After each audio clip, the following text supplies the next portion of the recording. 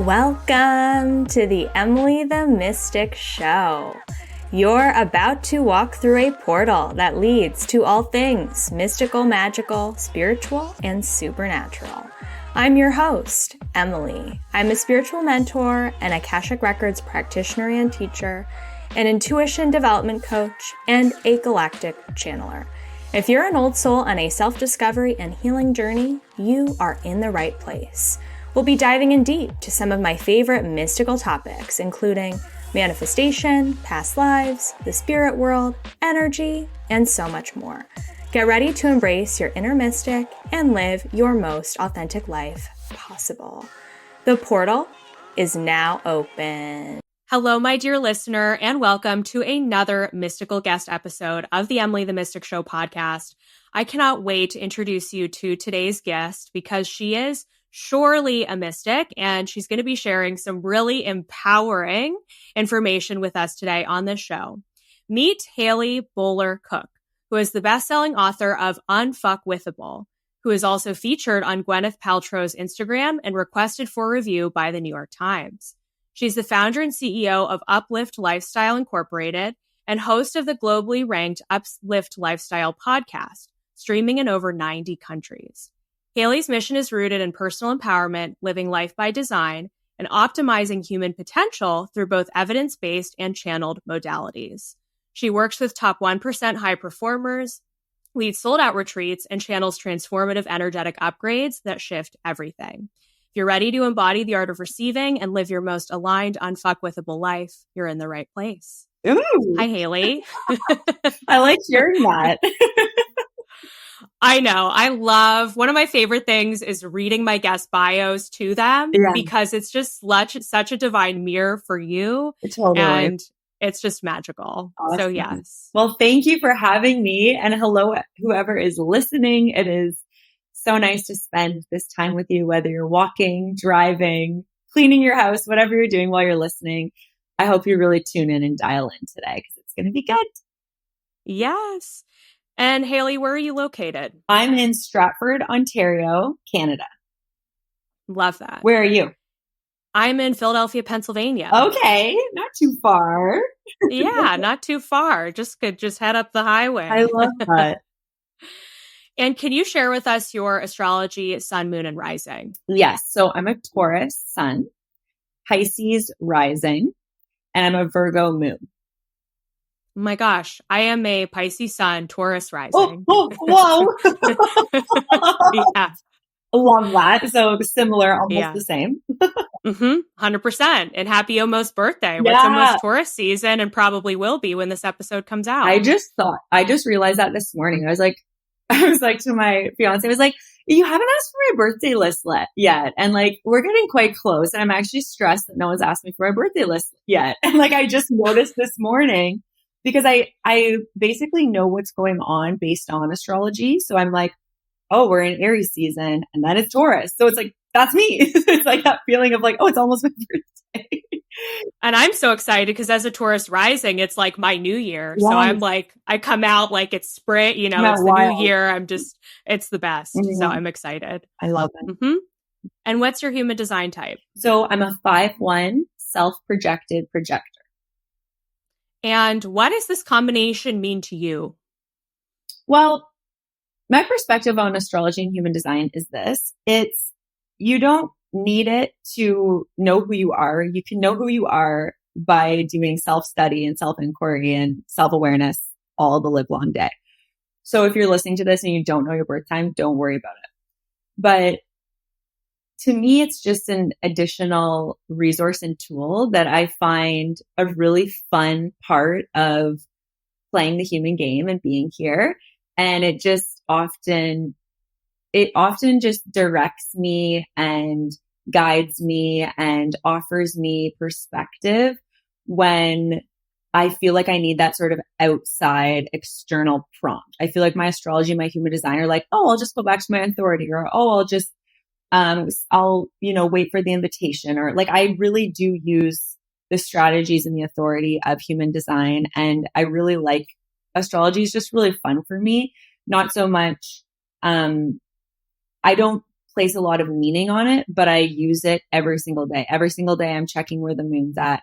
When there's placements in my chart that are reflecting something that's going on astrologically, I let it mean something. I'm the type of person that I make everything meaningful. So every single day I'm like, oh, the moon's in Libra. Even though I don't have a Libra in my sun, moon, rising, I have other planets placed there in my chart. And I'll be like, oh, this is a really great day to look at this part of my life. And I find it a really like holistic opportunity to deep dive into my life in new ways. So being a projector, I just resonate so much with it. I 100% am. Being a 5 line, I 100% resonate as a leader, and being very just clear in my standards and knowing who I am. Like, I feel like, yeah, that all resonates. And long before I knew I was a projector, long before I knew I was a 5th line, long before I knew my astrology, I resonated with the attributes of it. So it's just like an additional really fun resource. And in terms of like timelines, I find astrology so fascinating. For example, last year, March 2024, it was March 20th, 2024. It was 1 week after my Saturn return, like the most pivotal date of my Saturn return. And I had my near-death experience. So to me, that was insane. It was like, of course. And then on my team at Uplift Lifestyle, we have an astrologer and a human design reader that work for the community. And the astrologer, Leanne, she's just like, it was funny because I met her about 2 months after my near-death experience, and she was reading my chart. And now she works for the team, but she was reading my chart at the time, really new. She didn't know I had a near-death experience. We were very new in each other's lives. And she was like, she was all like weird about that time, like that date, March 20th. And she was like, did someone die? And I was like, I did. That was me. And she was like, okay. And she's like, how are you? Like, it was this whole thing. And it was just one of those moments. And I have had like 100 of those moments in my own personal life, and so many with my clients, where the astrology just adds up and you're like, it's like, of course. But yeah, she could really like do reverse timeline astrology and see that there was a death that day, and it was me. And then I'm back alive now because it was a near death. I came back, but it was just one of those examples of like, yeah, this shit is real. And also, I love to always say, if you don't know your birth time, you can still, I often will, if I have clients who don't know their birth time, because I love to know my long-term clients' astrology, obviously. And it's like, let's like, just like you, it's the first thing you're asking me. It's like, we can just cut corners and we're like, all right, I know you now. But I was basically like, if they don't know their astrology, I'm basically like interviewing them kind of, and then getting information. And then I'm like, okay, yeah, they're an MG and they're, a 2-4 or whatever. And I can just, because I know so much about it, I can just identify. And the reason I do that is then I can speak their language. Like the way a generator or a manifesting generator or a reflector or projector view the world and engage in the world is very different. So to me, it's just kind of like, if I go to China, I'm going to try to speak Chinese. So if I'm going to be with a generator, I'm going to try to speak generator to support them. So that was a long answer, but that's what it means to me. It's like, it's so meaningful. And it's also like, it doesn't have to run your life at the same time. Wow. Yes. I love this. I love that perspective. It's so powerful. And I have to ask, I mean, we have to know about the near-death experience if you feel comfortable sharing. Totally. I'm getting more comfortable talking about it. I've been interviewed specifically on it like 4 times. So I'm quite used to talking specifically about it.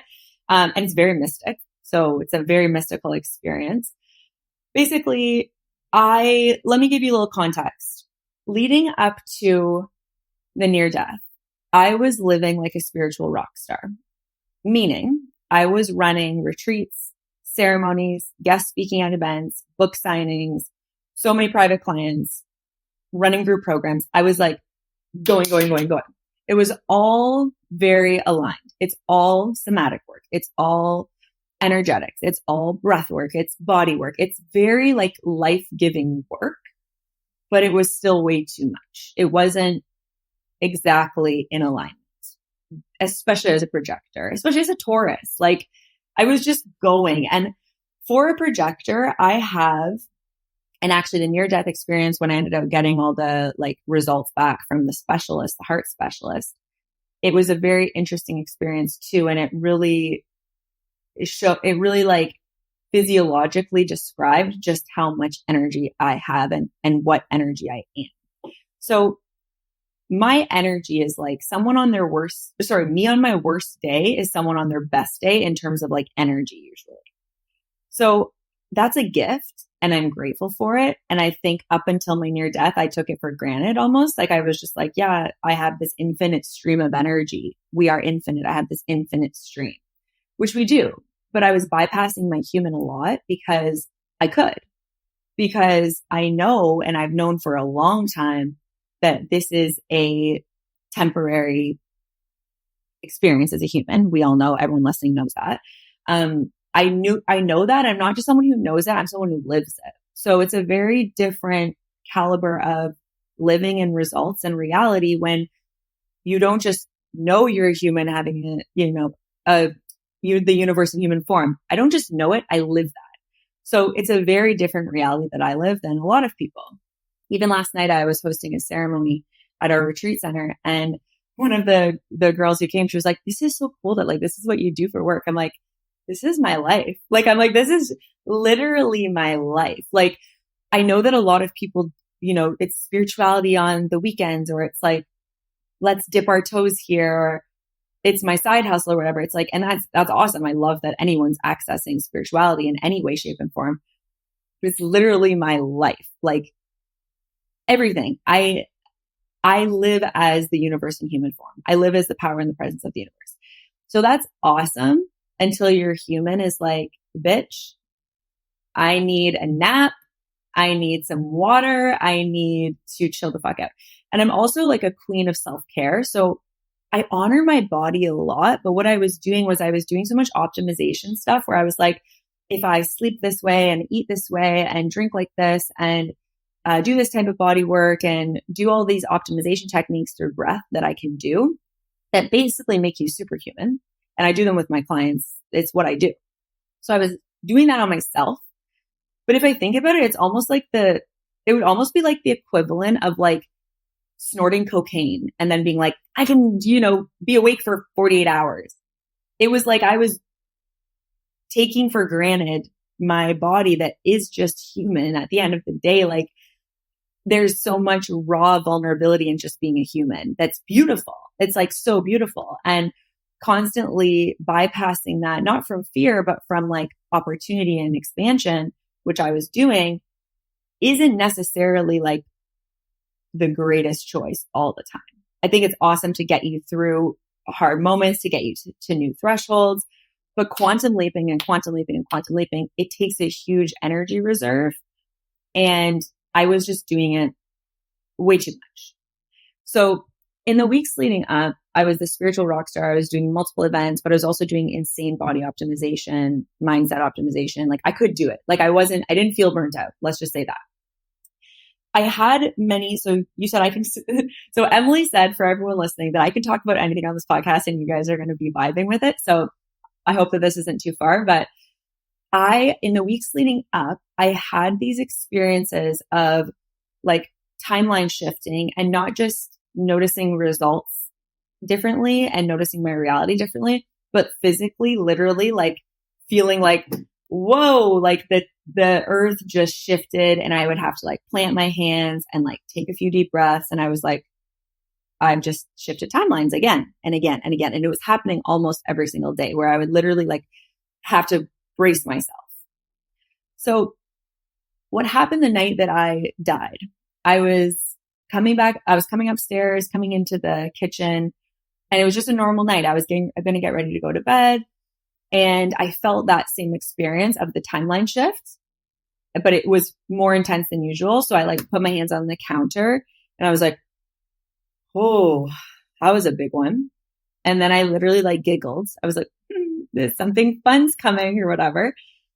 And then because I was like, again, so used to that, I thought it was like nothing. And then instantaneously, I got this rapid heart rate. It's called a tachycardic attack.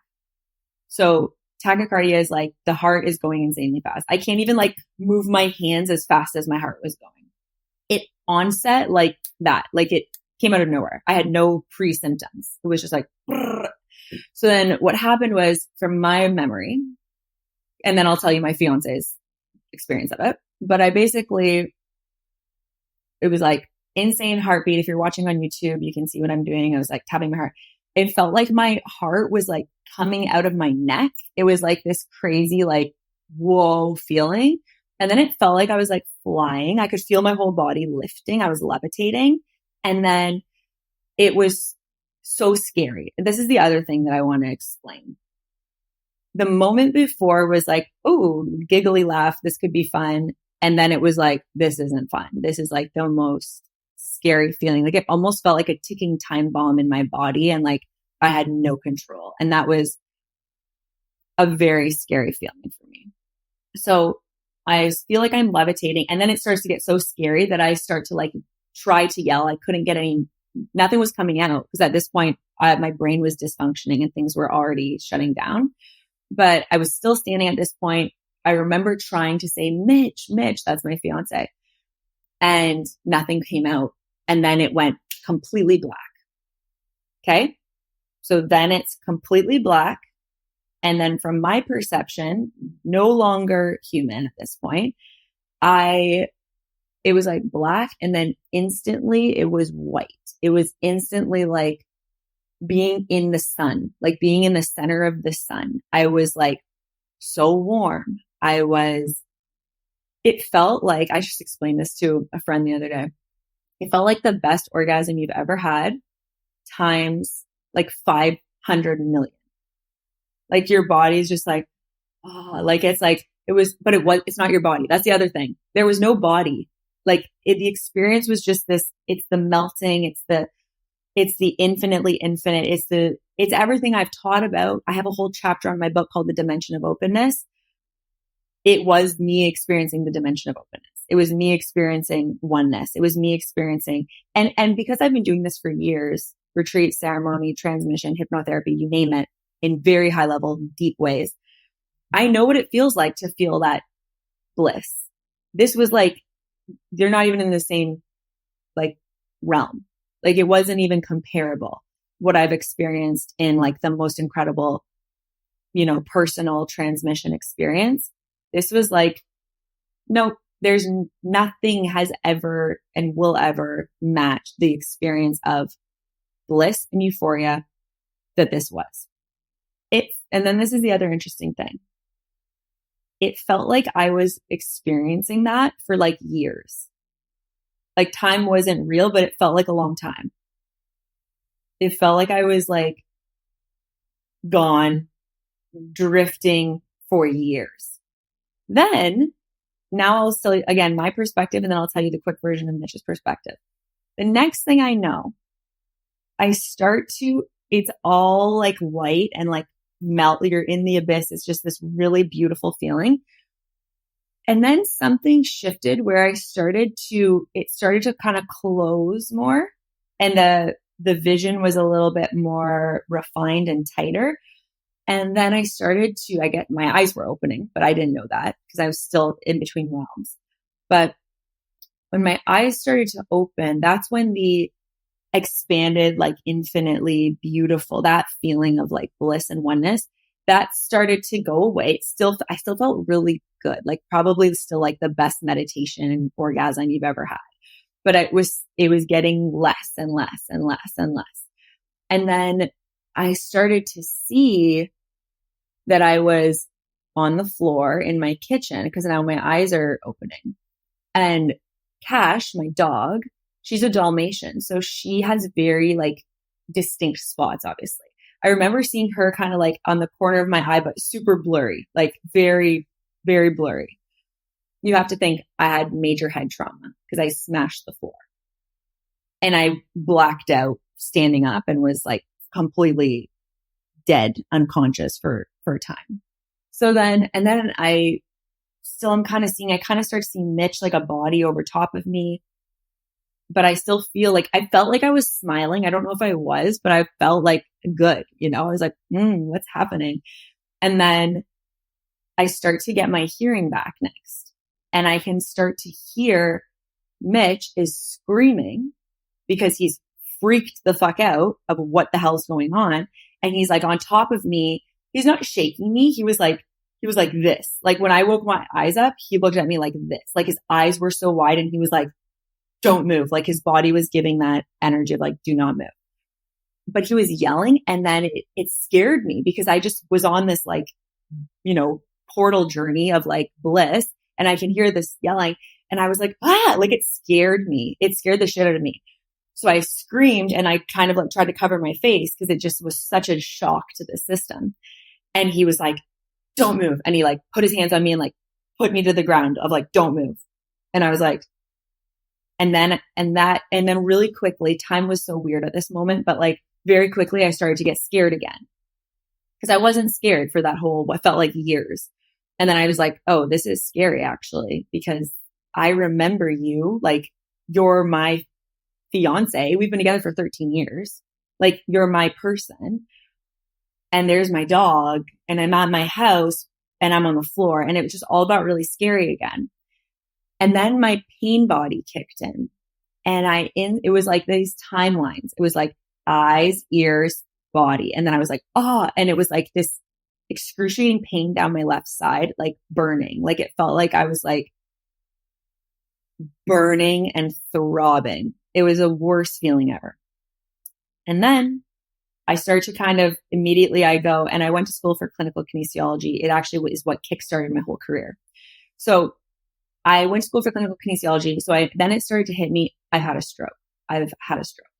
So I start to go, it's okay. I start talking. I'm like, Mitch. And he's like, like, cause he was like, these are the first words I've said. But I was just like, I'm okay. I'm like, how do I look? Like, I was just like, I'm like moving my mouth. I'm like moving my hands. I'm like checking all, like wiggling my toes. I'm like reaching my arms. I'm like, I'm doing the full stroke analysis, making sure I'm okay. And he's just like, you're not okay. You're not okay. You're not okay. Cause he's still freaking out. And like, I give him a lot of credit and I feel for him a lot because this was like a horrible experience for him to see. So I'm like, he's like, I need to call the ambulance. I need to call the ambulance. And I was like, call the fucking ambulance, like now. Like, I was like, yeah.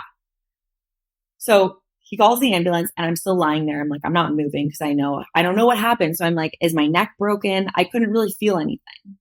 I felt like paralyzed. I felt like intense pain and then it would be like paralyzed, intense pain, paralyzed. And then as I start to lie there and I start to breathe, although I'm scared as a human, I have such a strong, constant presence of source with me all the time, everywhere, all day long. And I was like, this is good. And I just felt like, thank you. Like, I was like, okay. At this point, I didn't know either if there was blood all over the floor. Like, it was such a weird moment. And I was just like, I don't know what happened, but I felt the combination of like fear and like, I'm going to be okay. Like, this is good. Actually, this is a gift. So I felt that. And the ambulance come, they do the whole thing. They take me in the back of the ambulance they're very stressed, by the way. They're like, this is not a good thing. And I was like, and then I have the wave of like, okay, should I be more scared? Because like everyone's really scared.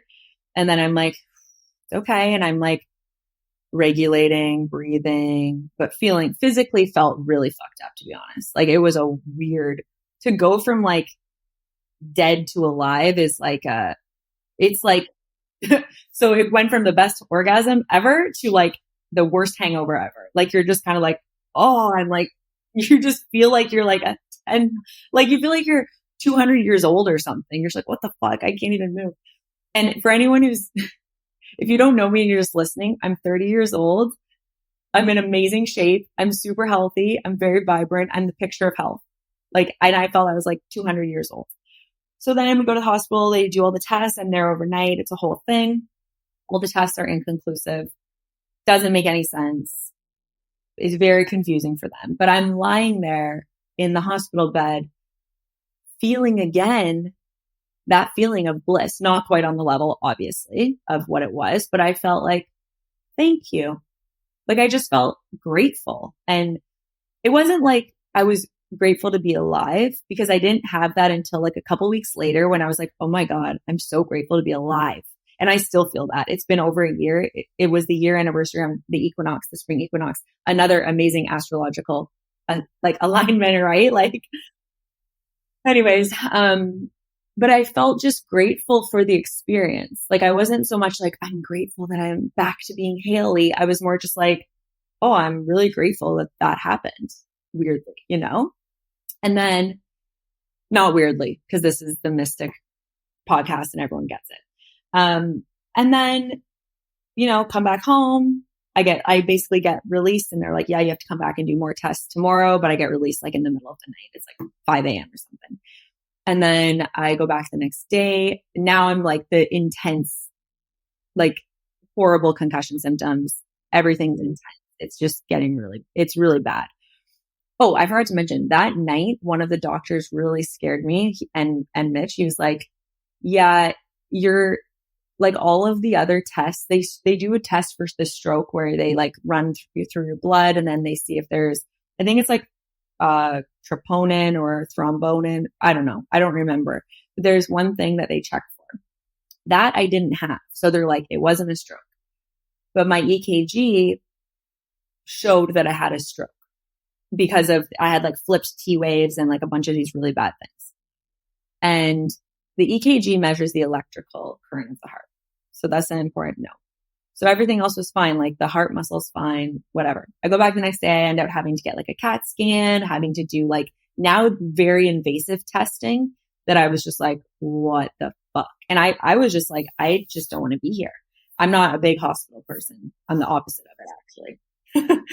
So anyways, I eventually get no answers, but a bunch of testing. They've run now 3 EKGs over like 48 hours, and they're all looking really bad. They're looking like you shouldn't be like doing well, you know? Anyways, I end up getting in with the top specialist in Toronto at St. Michael's Hospital because we have a family connection. So I got in really fast.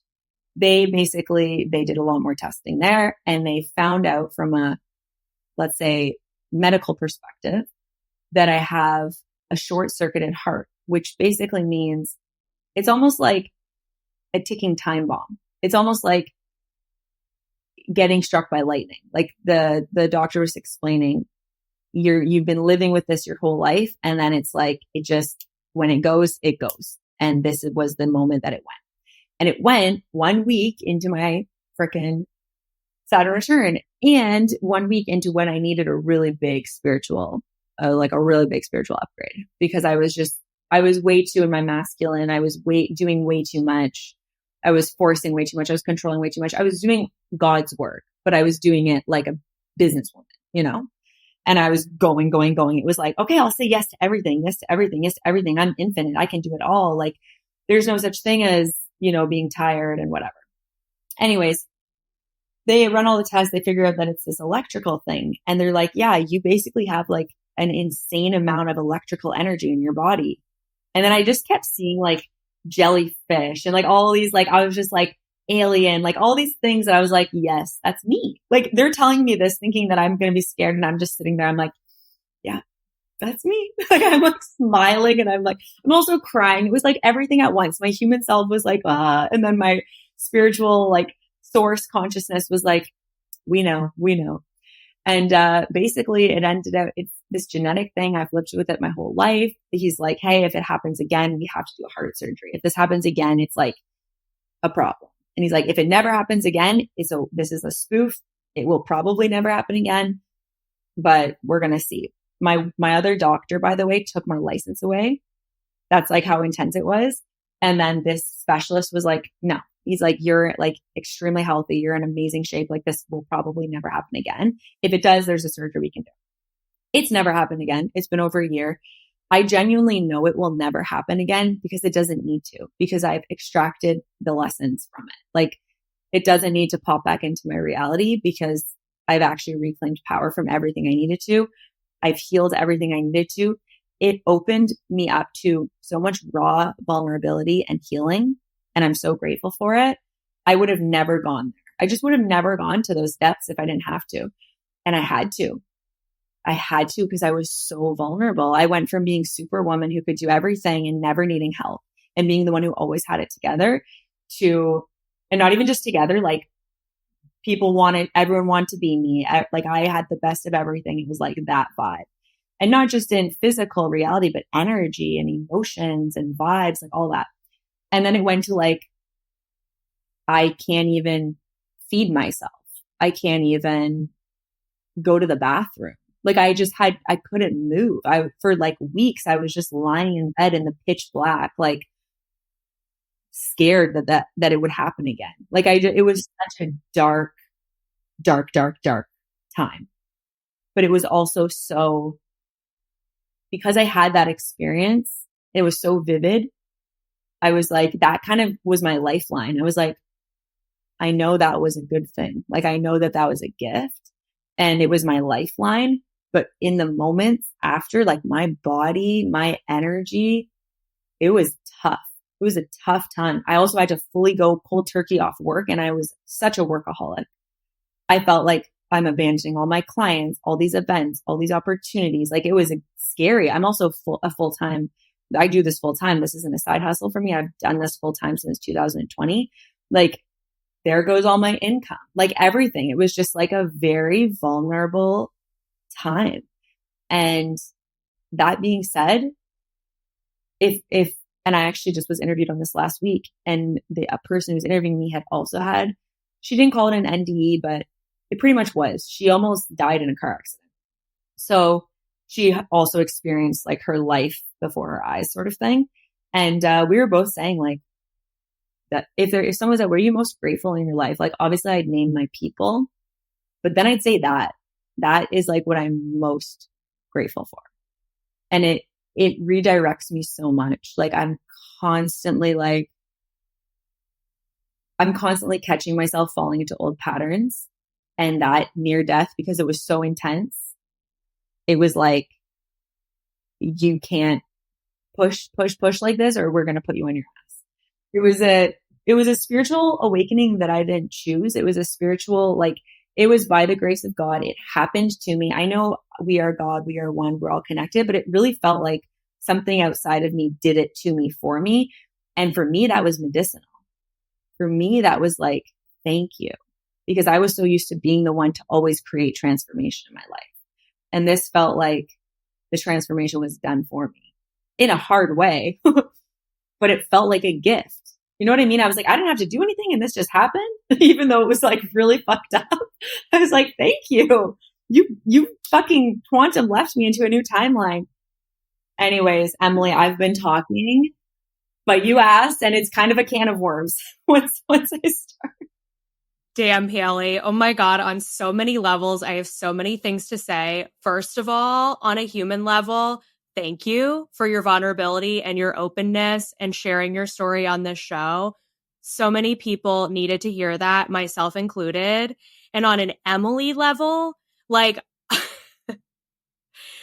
I am just like in awe because I am sitting here. This is such a divine mirror for me because I am sitting here in front of you. And I get kind of emotional because I don't share this that often, but I have a heart condition that I deal with. And I'm sitting here feeling the ectopic heartbeats that I get on a daily basis. And what you just reflected back to me is my worst nightmare coming true.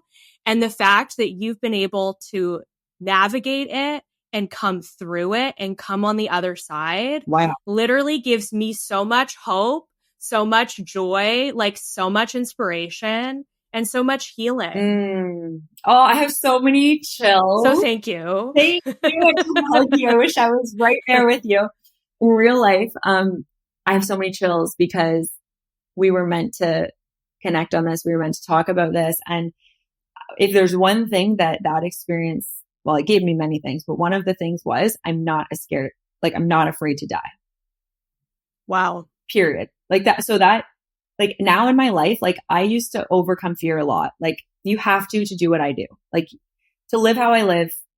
Same as you. We're doing it, you know, you're constantly like overcoming fear, or feeling the fear and going with it. Right. Or regulating it or not regulating it and going, like we're going with fear. We're walking as one.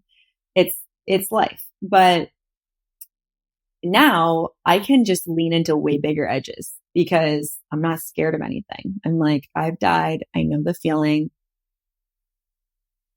It was a great experience. Like, I'm happy. Hey, that cosmic bliss. Yeah. I mean, hey, It was whoa. crazy. It was crazy good feeling. And it's like, don't get me wrong. Like in the weeks after when I was starting to physically heal, I felt so human, which was for me, that was my medicine.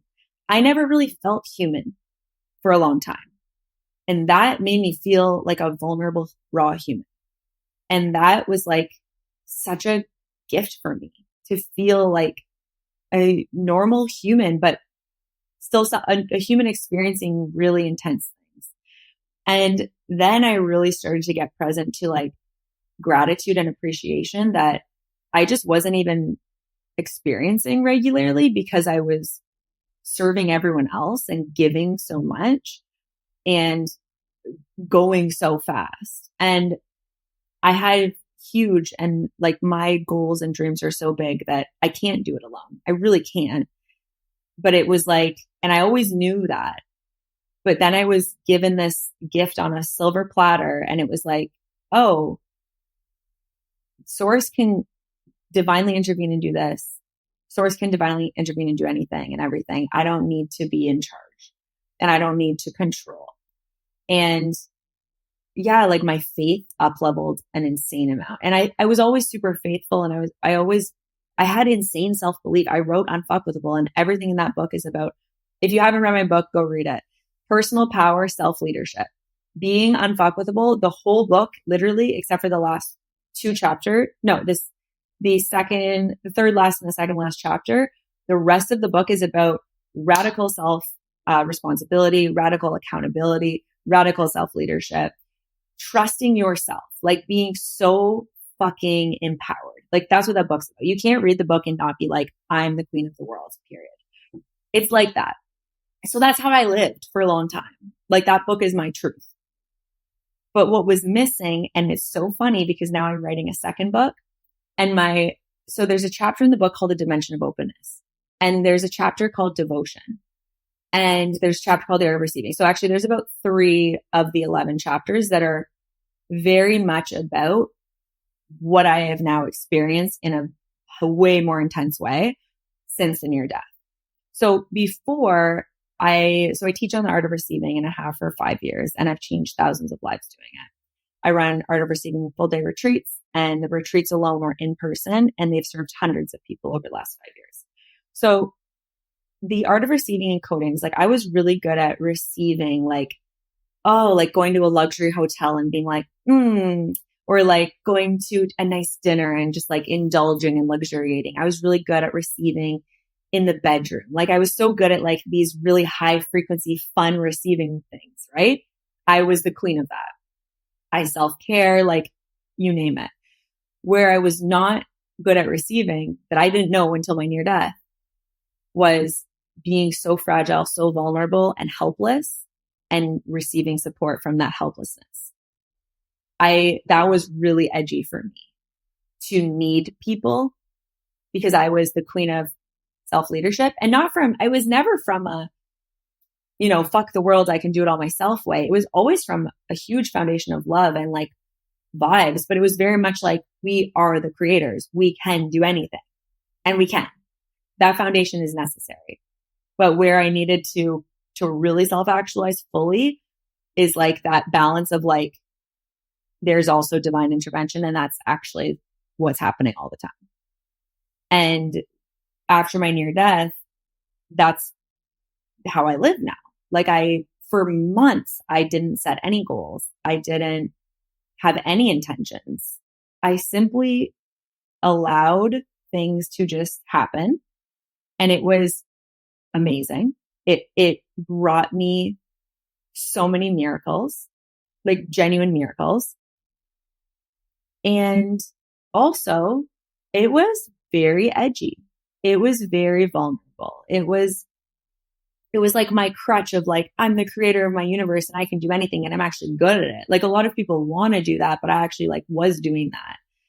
And that's what I teach people to do. And I still teach people to do that. The program I just opened, Vortex, my group coaching community, it's fully about instant manifestation.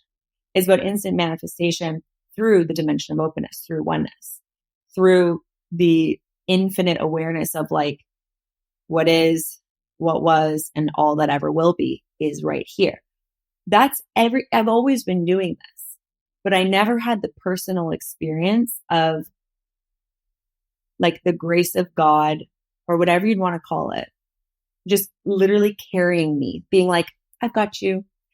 And when that happened, it was so alchemizing for me and transforming for me because it felt like, oh, I can receive this type of transformation. I don't have to work for it or make it happen or consciously.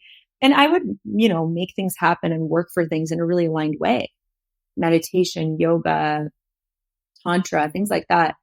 It's all vibey. It's very life-giving, but it still felt really conscious. It still felt like I'm choosing this. Where this near-death experience, I didn't choose it. It happened and it was the greatest gift ever. So, wow. Yeah. And wow. Yeah. The raw vulnerability since, like the healing conversations I've had with Mitch, my partner, with my parents, with my sister, with friends, like with myself, like it's just like, whoa, like it's been quantum leaping at rapid speeds, but it's all been in a very soft and raw and vulnerable way of raw communication and accepting and receiving the help and the love that was always there, that I just always. Well, do you want to know actually the core wound? Because I just discovered it. Oh, tell us. Okay. Venus retrograde, another astrology, why astrology is so fucking important. Day 1 of Venus retrograde, March 1st, 2025, this year, just over a month ago. I'm on my way home from a concert with my parents. My parents are my best friends. And I have like tons of other best friends, but they're up there. And for reference, my mom owns Renewal Retreat. It's a retreat center. I was raised like love is our religion is how I was raised. Wow. So that's relevant to mention. My dad, he was a teacher for many years, but before that, he was a professional athlete and he coached in the Olympics. So I have this high performance mindset and he's super athletic. And then I have the spiritual. So like I'm a product of that. Nonetheless, we're driving home from the concert and it's like super late at night. But my mom's like talking to me. I'm not really like, I'm like half asleep in the back seat. Like I'm a grown woman, but I'm just like, I'm in the back of my parents' car, so I'm relaxing. You know what I mean? It's like that. Mm-hmm. Oh yeah. Comforting. And she started to talk. We were talking about my parents had foster kids. Do you know what a foster kid is? Mm-hmm. Okay. Yes. My parents, but maybe explain it for someone who doesn't know. Yeah. So from my understanding, I don't know too much about it, but it's basically like, I'll explain what happened. I went to school with 2 girls and my mom could identify that they were very troubled and they needed support. And she ended up doing some work with, Children's Aid and basically being like, can we foster them and take care of them? So they did. We only did that for about 6 months because here's why. So I identified this core wound that I never knew about, but for reference, and I think Emily, I think you're going to resonate. And I think a lot of people listening will resonate. My pattern was, I can just do it myself. I can do it alone. I don't need any help. I've got this. That was my pattern. And it got me to a certain level of success, which was great. And it got me to a certain level of fulfillment, which was great, and happiness. And there's a lot of empowerment in that. I'm not going to lie. Like I am a bad bitch and I like that about me. Like I feel like I can fucking do anything. And that's awesome. Hell yeah. Right? It's a good feeling and I'm here for it. And I hope everyone gets to experience that. So that was kind of my pattern, right? Of like, I don't need help. Someone has it worse. Like there were many times throughout my childhood too, in my life where I always kind of felt like my problems or feelings weren't as like hard as someone else's. So I would just kind of, it's okay. I'm just not going to express. I'm just going to like take care of everyone or kind of swallow what I need and just take care of it. So my mom was explaining the story where she was talking about the foster kids. And then I was like, why did they only stay for a bit? And then my mom was like, well, do you want to know? And I was like, yeah. Because like for anyone who's on a spiritual path of any sort, understanding your timeline is like really interesting. And since my near death, I've been obsessed with understanding my timeline actually. So she's like, well, they were amazing. You guys all got along really well. But there was one night where the one daughter, she was going through something really hard. And for privacy reasons, I'm not going to say everything that was going on, but it's horrible what happened to her. She was going through this and it was like nighttime. Like my mom had, done the good night routine. Everyone's asleep. But my mom stayed up talking to her for a really long time and supporting her and helping her. I am 2 years old at the time, a little baby. I'm 2. Like that's young. And I guess I have a nightmare or something. And I go to leave my bedroom, like, where's my mom? Where's my mom? Right? Like I need her.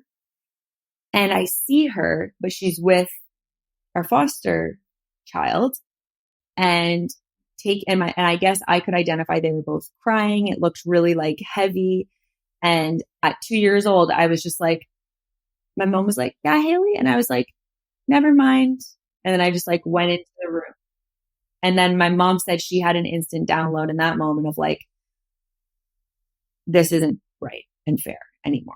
And like that's really hard because I call my mom the universe in human form. Anyone who knows her knows this. She is the like boundless love, boundless love. Like the amount of lives she's changed, the amount of like, it's insane. It's like Mother Teresa. Her name's Therese. She's literally like my gosh, an angel, but more than just an angel. She's like all the angels at once. Anyways. So that was hard, obviously, for her to be like, I can't help all these people, but like my own daughter's needs aren't being met at 2 years old because I can't be everything to everyone, right? So my mom told me this on March 1st, like a month ago. And I'm like, Mom, that's literally, you've identified my core wound. Thank you. On Venus retrograde, day 1. So I was like, so that was like huge for me to realize. And the threads of that, and these are gifts. These are gifts. These are gifts. These hard things that happen to us when we're children, they're gifts. And I know people listening have probably had way harder shit happen. These are gifts. These are opportunities that when we get older and we're now conscious adults and we have radical responsibility in our life, they're now opportunities for us to reclaim power. They're opportunities for us to integrate and heal. So I was quite excited when I heard this because I was like, this is all making sense. So I can constantly just attune to that little 2-year-old self of me that anytime I notice in a dynamic, a relationship, in a conversation where I might, swallow my needs because someone has perceivingly bigger needs, I now can reclaim and heal and integrate and be like, no, what are your needs? Let's go there first. And that level of individuation. So I talk about individuation to oneness a lot. That's what my second book that I'm writing right now is all about, that the Dimension of Openness chapter and Unfuck with Will. The whole book's about that. That level of individuation where you're constantly just attuning, what do I need? What do I need? What do I need? That level of individuation is the most self-loving and the most generous way of being in the world. You're radically self-attuning and self-loving, and then you're being infinitely generous to the world. So when you fully individuate like that, you constantly attune, what do I need? What do I need? What do I need? Oneness, which is this infinite love that we can just pour into each other and experience.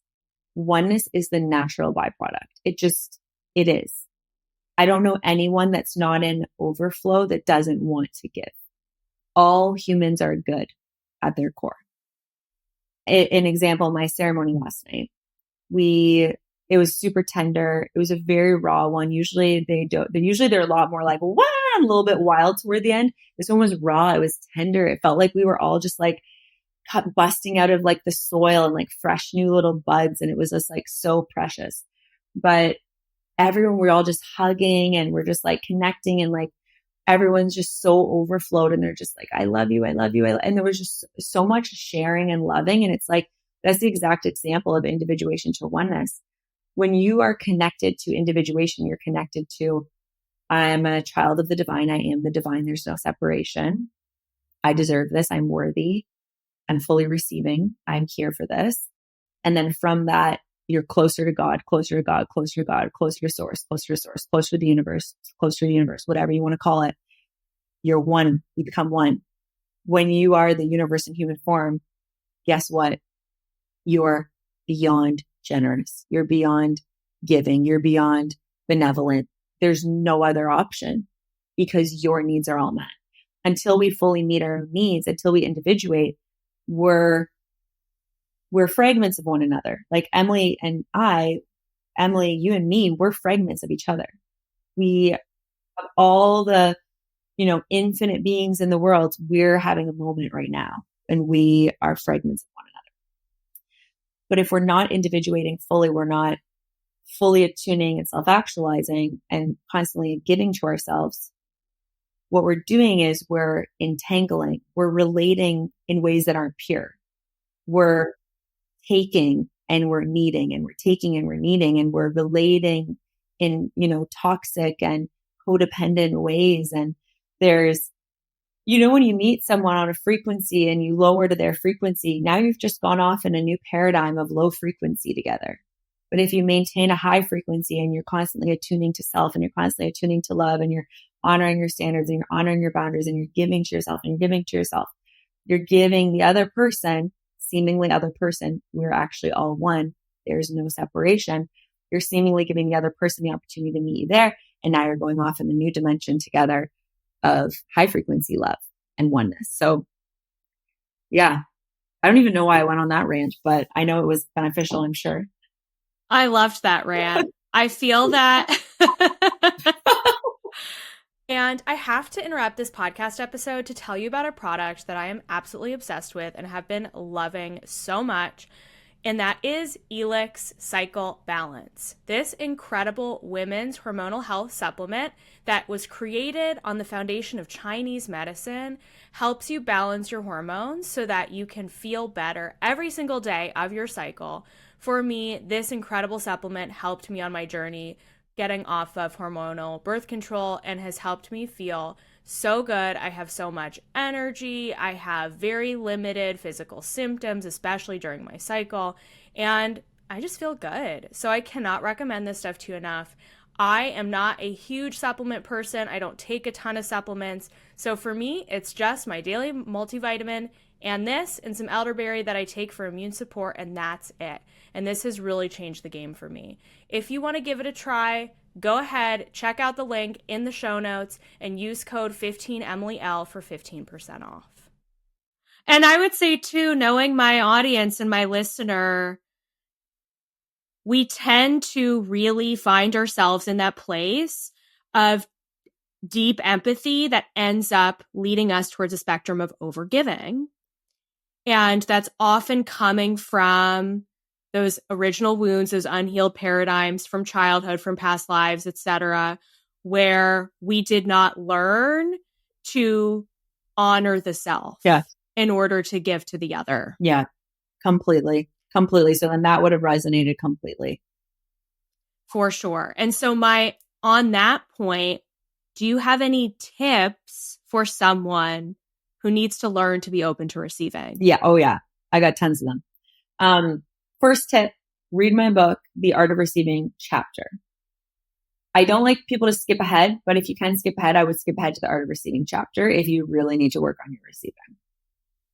The second tip I would say is there is an opportunity to receive in everything you're doing. So I can imagine if there's people listening that are mothers or, they have big management positions or CEO or business and they're doing a lot. There's a lot of physical action. There's a lot of giving and service going on.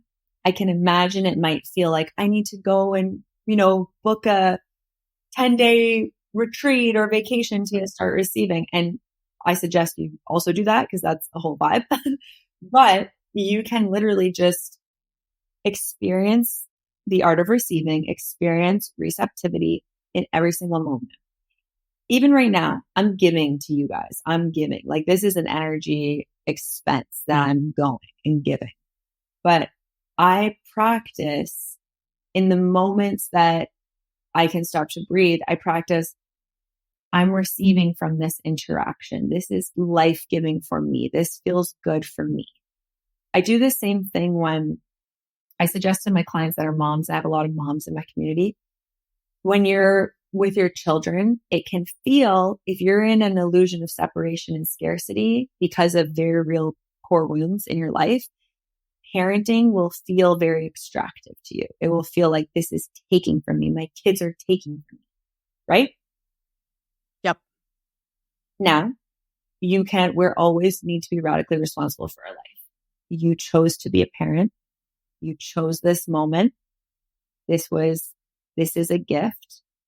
You can choose to receive. When your kids are talking and talking, that's energy.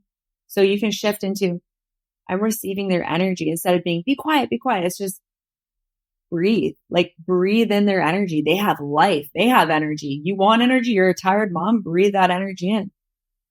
There's your breath is your receiving portal, number one. And I always suggest a double inhale for overgivers, empaths, healers, mothers, etc. Double inhale, like,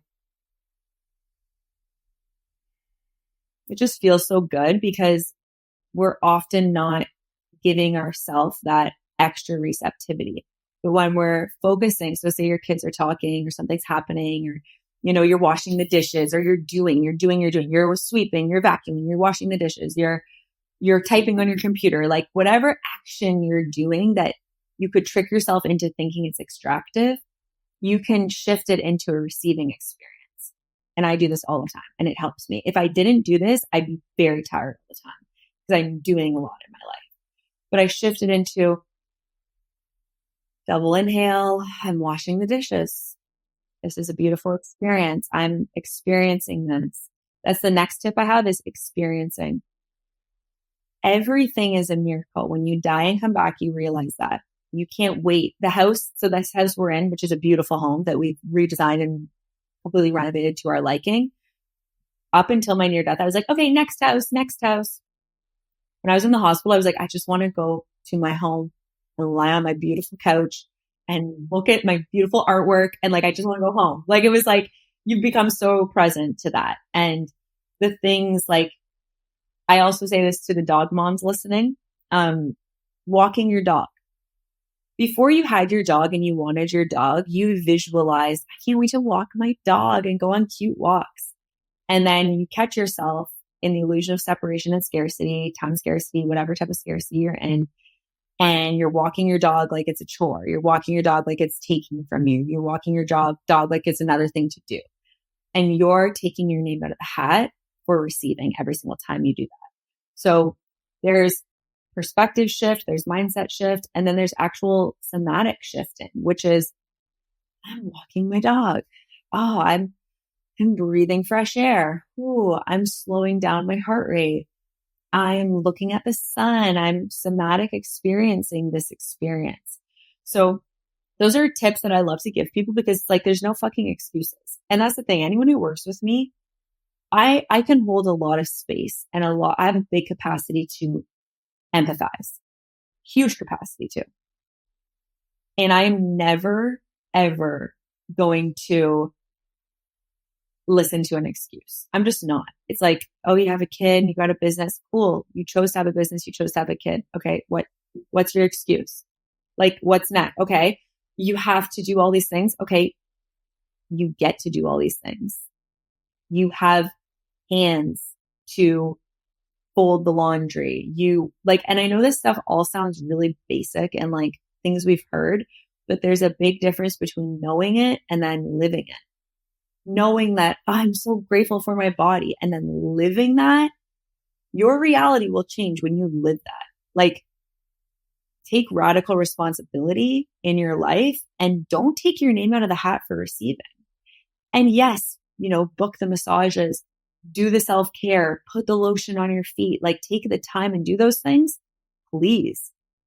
But also know that you don't need to reserve time outside of your life to receive, you get to receive all day long. And then when you do that, you expand time and you'll start to blow your own mind because you'll realize that you are so infinite and you get all these tasks done that you needed to do, but you did them in the energy of like, oh, this is like fun. I'm making it a vibe. Oh yeah, I've got admin to do. All right, let's light a candle. Let's get a tea. Like, let's make it a vibe. And then you're like experiencing it. And you're like, I wanted this at one point. Like my past self asked for these days. Like, and you get to enjoy it. And then when you do that, time opens up, expansion happens, receptivity codes are encoding, and you start to receive. And then time is this wide, expanded, infinite thing. And then you're like, oh my God, I did what I need to do. And I have 45 minutes before my next thing. Oh, I'm going to go lie on the couch now. I'm going to extend this and luxuriate in this art of receiving. And I'm actually going to do nothing.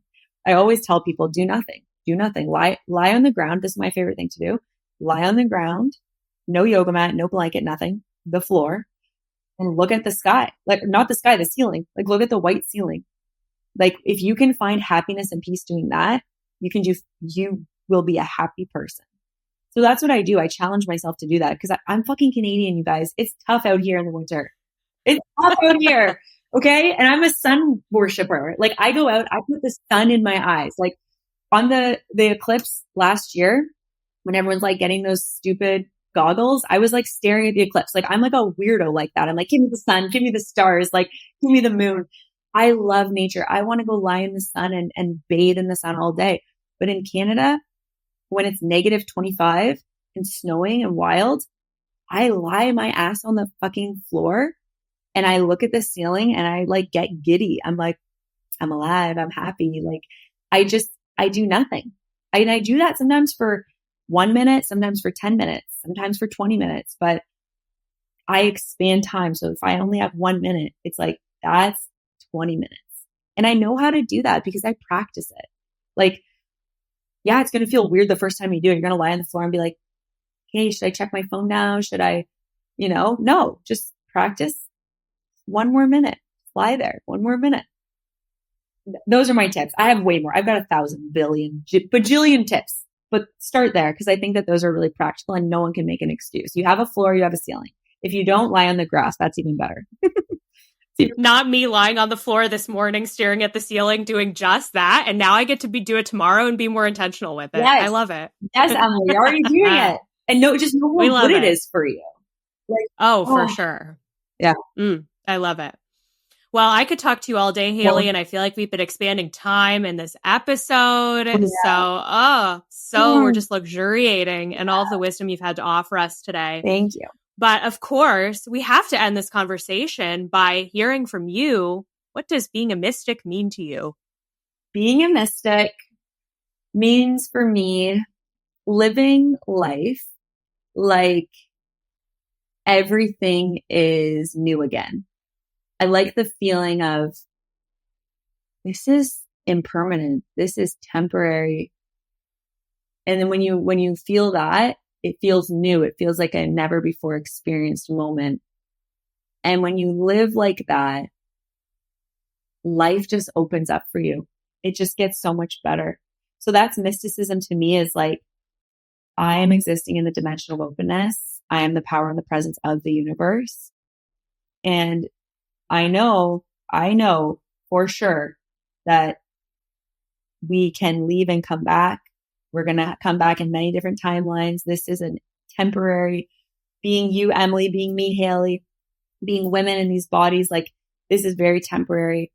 And mysticism is about not just knowing that, but living that. And when you live like that, life gets really good. It gets really good.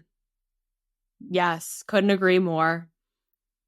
And I know this is a loaded question, but any other tips for living a mystical life? Yeah. I guess I'd say practice every day experiencing whatever you're doing as an experience. And I know that this is becoming trendy of like romanticizing your life. And I love that. It's like that. It's like, oh, I'm washing my face.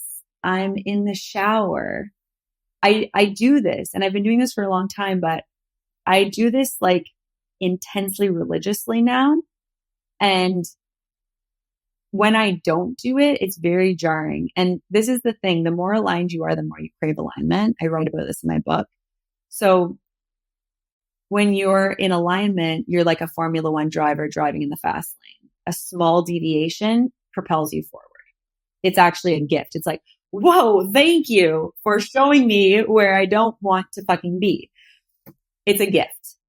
When you're not aligned, when you're not awake, when you're not attuned, when you're not experiencing your life, you're in the slow lane, you kind of drift, you don't even know you're drifting, and now you're off in another paradigm that's way lower frequency, and you're procrastinating on everything that you're here for. And humans do have an expiry date. Let me tell you, you can, like, destiny is a thing, and you also have a conscious rule in that. And you have a conscious rule every single day. And when you shift timelines, and this is your opportunity to shift timeline into experiencing, being in that mysticism, being in the energy of like, this is all infinite. What is, what was, what will be. This is all like happening now. Like you're driving, you see 111, like fucking get excited about that. Like you see a blue jay, get excited about that. Like those simple things, that's experiencing. And the people that do that, like myself, my clients, you, Emily, I'm sure, your community, I'm sure, like, yeah, I don't know if it's a numbers game, but more good things happen to us. We are more successful. We do make more money. We have more love in our life. We have more blessings. It's lucky girl syndrome or whatever you want to call it. It's like, yeah, we're choosing that. We're choosing that. And you have a choice to choose that today. Yes. Period. Yeah. Mic drop. You're the main character. Like you're literally the main character. And I always say to you on my podcast, and my podcast is Uplift Lifestyle Podcast. So check it out for sure, because it's free and it will support you. But I always say, like, imagine there's like a cameraman following you around and it's like your documentary. It's like, and I know people say this, but it's like, are you doing it? Are you actually living like that? Are you proud of like your life? Are you proud of your energy? Like, sometimes when I catch myself being so out of alignment, because I do every day, I'm a human, like I catch myself being bitter. I catch myself being forceful and controlling. Like I catch myself all day long. Okay. The difference is I instantly redirect. But if I catch myself being like grumpy or something, I imagine like my dog Cash, that she's like the universe, because she is. And I just imagine her being like, looking at me like, why are you rushing around? You're going to stub your toe. Oh, yep. You've stubbed your toe. You're going to drop. Yep. You dropped your coffee mug. She's just sitting there going, And it's like, and then I laugh about it. Like I get to the point where I literally have laugh attacks at myself when I'm out of alignment. And I'm just like, thank you. Thank you for showing me where I need to realign. Like is that clear? If you had a cameraman on you and it was your documentary, you would be like, I'm going to sip and enjoy my coffee. And you do this shit, but it would feel good. So do it. Like, let it feel good. Luxuriate in your life. And it's going to get better. Period. Absolutely. I could not agree more. Oh, yep. Thank you. Thank you. Thank you. Thank you. Thank you. And how can people find you? How can people work with you? Anything that you would like to invite people into right now?